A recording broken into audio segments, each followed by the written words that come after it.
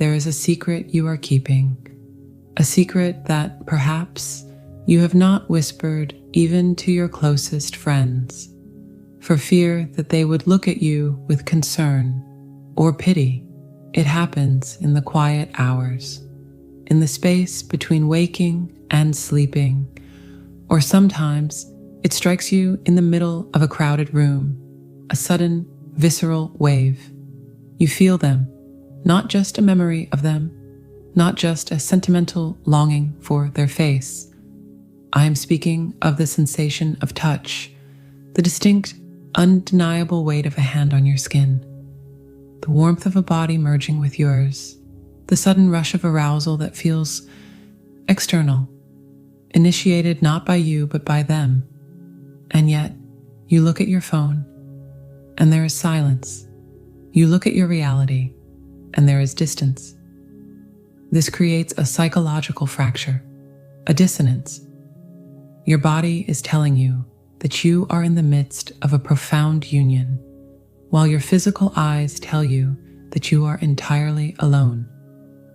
If you are the holder of space, the one who has remained conscious while your counterpart navigates their shadows, this phenomenon can feel like a haunting. You ask yourself, am I projecting this? Is this just my loneliness, disguising itself as connection, or am I losing my mind? Let us settle the mind right now. You are not creating this, you are receiving this. What you are experiencing is not a fantasy. It is the mechanics of non-local consciousness. It is the energetic consummation of a bond that physics is only beginning to understand, and that mystics have known for millennia. Today, we are going to walk into the dark room of this experience.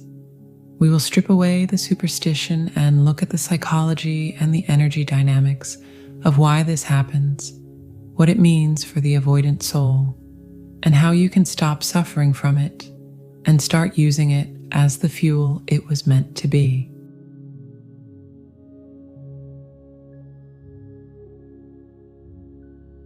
To understand the phenomenon of energetic intimacy, we must first be willing to dismantle the very illusion of separation itself. In the Newtonian world, the world of solid objects, calendars, and linear time, you and your counterpart appear to be separate entities.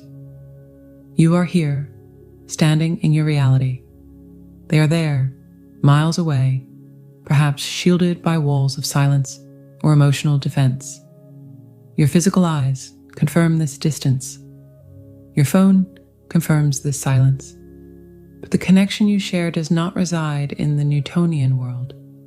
It resides in the quantum field, and the rules there are entirely different. We must look at this through the lens of the unus mundus, or the one world, a concept that Carl Jung spoke of deeply. This is the underlying unity of reality, where psyche and matter are not two different things, but the same fabric woven together.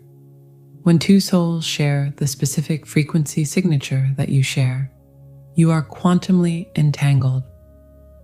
In physics, entanglement means that a shift in the state of one particle instantly affects the state of the other, regardless of the distance between them. There is no travel time. There is no waiting for a message to be sent. There is simply instantaneous resonance. So, why the intense physical sensations? Why do you feel them touching you, holding you, or merging with you, specifically when they are physically absent? To understand this, we have to look at the psychology of the avoidant soul. When the physical connection is severed, the energy between you does not disappear. Energy cannot be destroyed. It can only change form. When the unawakened counterpart pulls away from you in the three-dimensional world, they are often doing so because the intensity of the bond is too great for their nervous system to metabolize. They are overwhelmed by the light, so they retreat to the safety of the shadows. But the soul does not retreat. The soul knows no barriers. Here lies the paradox that causes your confusion. The more the avoidant soul suppresses their love, desire, and longing for you in their conscious mind, the more powerfully that energy leaks out through their subconscious. Think of a rushing river being blocked by a dam. If you block the river at the surface, the water pressure builds. It does not stop flowing. Instead, it forces its way through subterranean channels deep underground. The sexual and emotional energy they are repressing has to go somewhere. Because you are their point of greatest resonance, it travels the path of least resistance. It travels directly to you. So, when you feel that sudden wave of intimacy, that phantom touch on your skin, or that rush of affection that seems to come from nowhere, you are witnessing a spillover. You are feeling what they are refusing to feel. You are acting as the psychic vessel for the connection while they are in a state of temporary amnesia. This creates a profound cognitive dissonance for you. You ask yourself if you're projecting this or if you're simply lonely. But projection usually feels like a mental effort, a fantasy you are trying to sustain. This phenomenon feels different. It feels intrusive, sudden, and external. It arrives when you are washing dishes, or driving, or waking from a dream. It is not generated by your mind. It is received by your energy body. You are picking up on their higher self's insistence on union, even while their ego self is insisting on separation. You are feeling the truth of their soul, which directly contradicts the lie of their current behavior. This is not madness. This is not telepathic harassment. It is evidence of a bond that is alive, active, and demanding integration. It is the universe showing you that while the bodies may be apart, the energetic circuit has never been broken. In fact, it is humming louder than ever, carrying the weight of all the words they are too afraid to say, and all the love they are not yet ready to embody. You are not imagining the heat. You are simply the one standing close enough to the fire to feel it.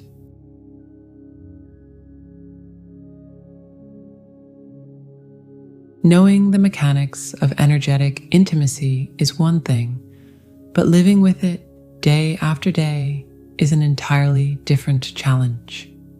For the anxious heart, the one who has remained conscious and open while the other retreats, this phenomenon often brings a specific kind of suffering. It is a sweet torture.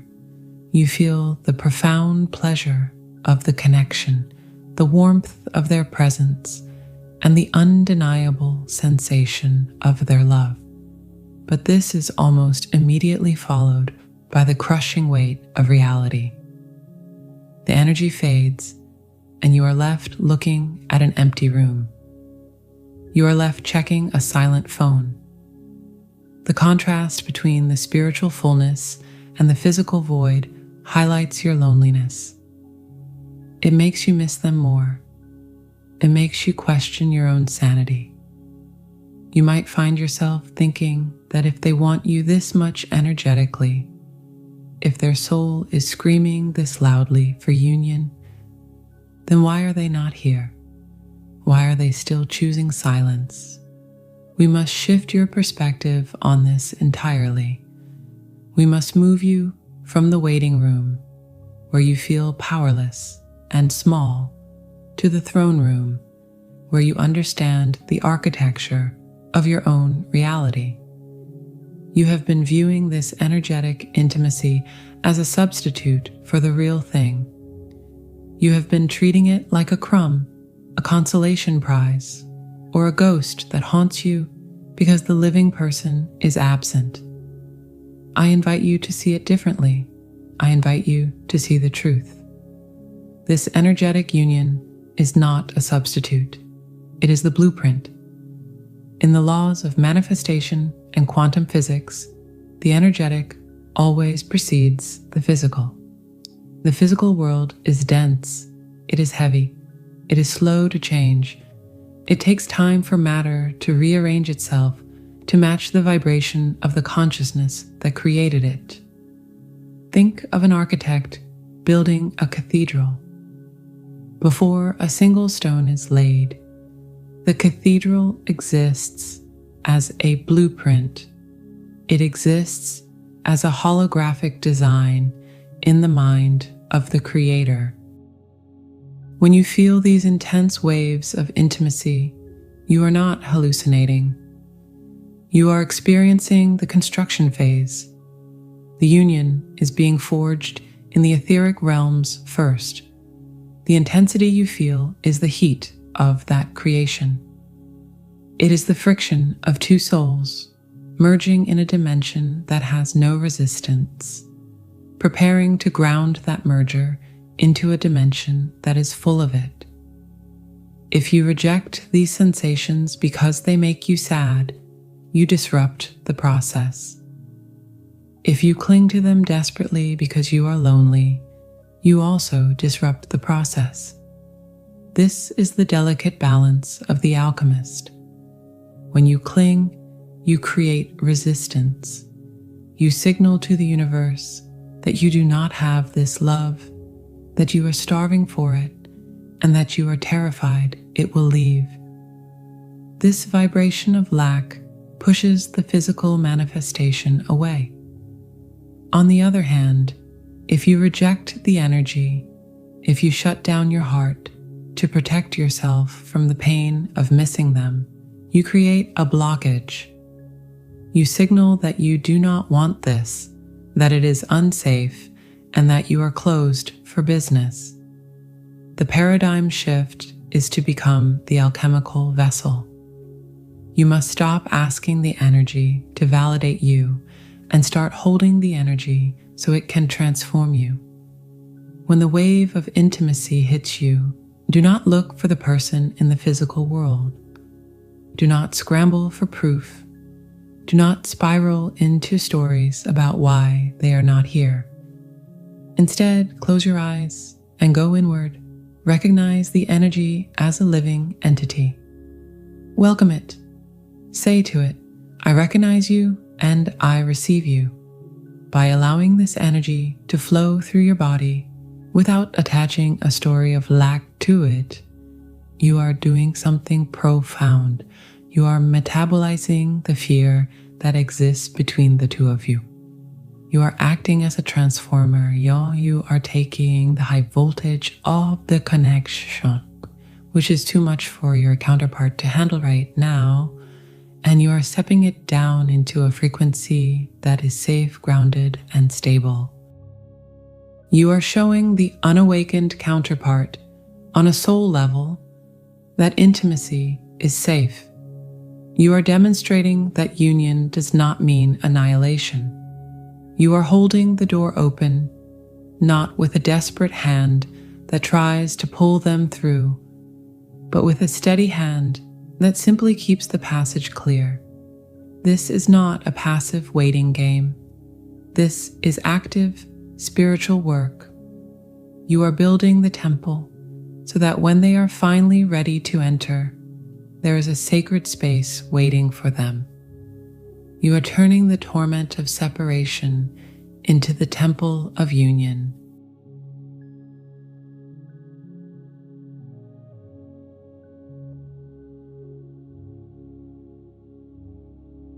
How do we bridge the gap between understanding this phenomenon intellectually and living it gracefully in our daily lives? It is one thing to know that your connection exists in the quantum field. It is another thing entirely to navigate a Tuesday afternoon when a sudden wave of intense longing or arousal hits you out of nowhere. This is where the philosophy must become practice. This is where the concept must become embodied.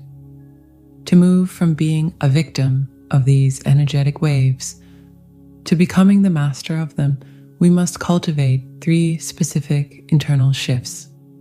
These are not actions you take in the physical world, like sending a text or driving to their house. These are movements of the psyche. These are adjustments in how you hold your own consciousness. The first shift is the movement from grasping to witnessing. When the sensation arises, the touch, the warmth, the sudden overwhelming presence of your counterpart, your instinct is almost always to grasp. The ego immediately tries to attach a story to the sensation. You wonder what they are thinking right now. You wonder if this means they are coming back. You feel an urge to check your phone, to look at their social media, or to reach out and verify the connection. This is grasping. It is a tightening of the energetic field. When you grasp, you create a hook. Ironically, this hook is often what the avoidant soul feels and retreats from. They feel the pull of your need, and it registers as pressure. To shift into witnessing, you must treat the energy like a weather system. Imagine that you are a mountain.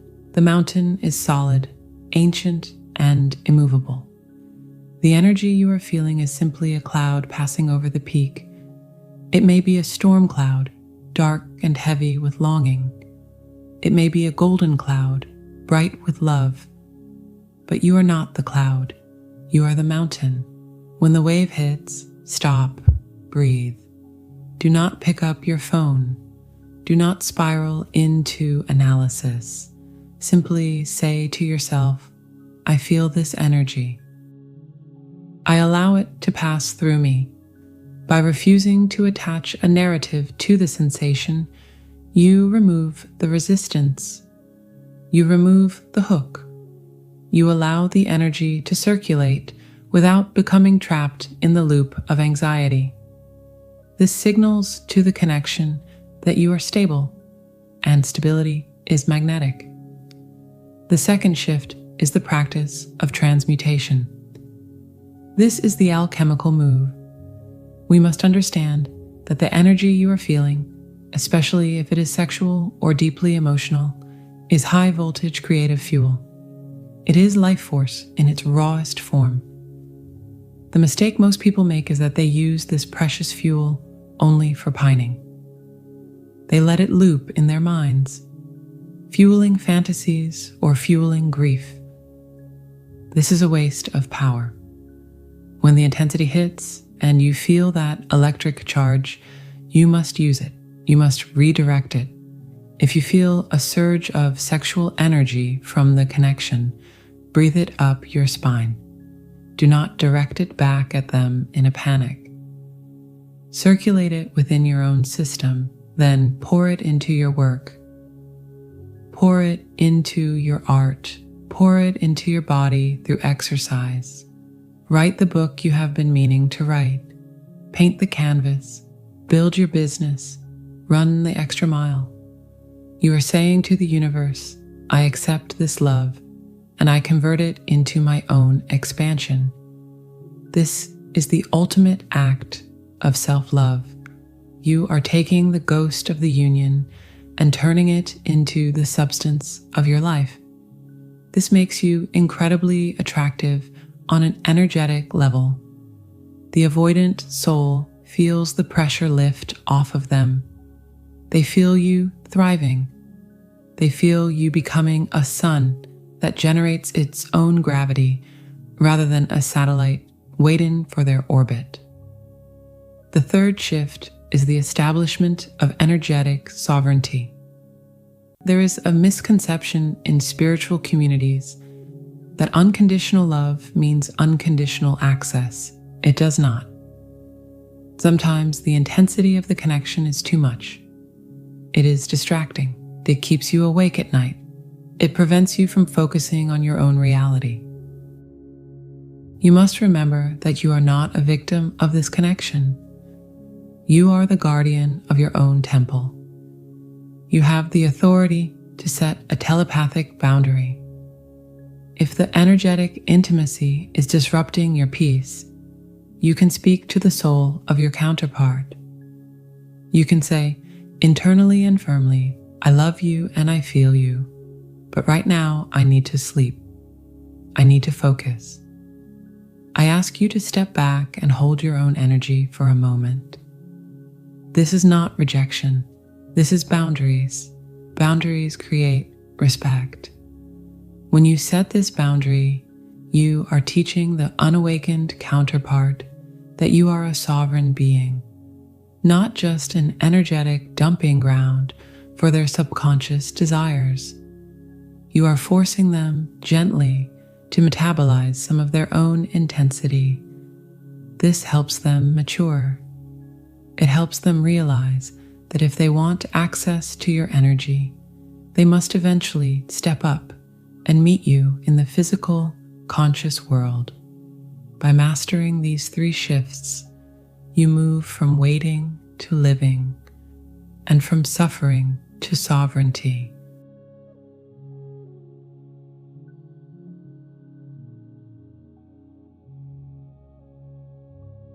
The journey of the sophisticated soul is not about escaping pain, but about understanding its purpose.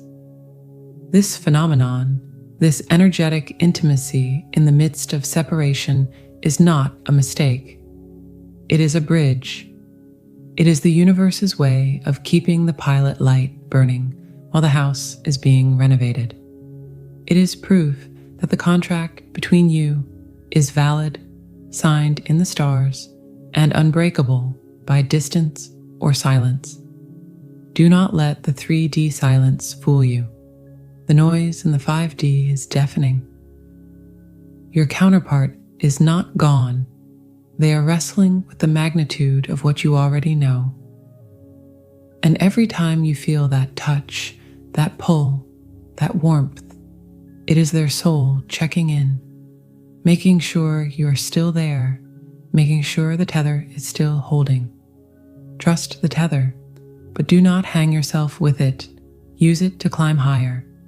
You are the holder of space. Stand tall in that. Enjoy the union that is already yours. The physical will follow the energetic, just as the shadow follows the body. Be at peace. You are exactly where you need to be.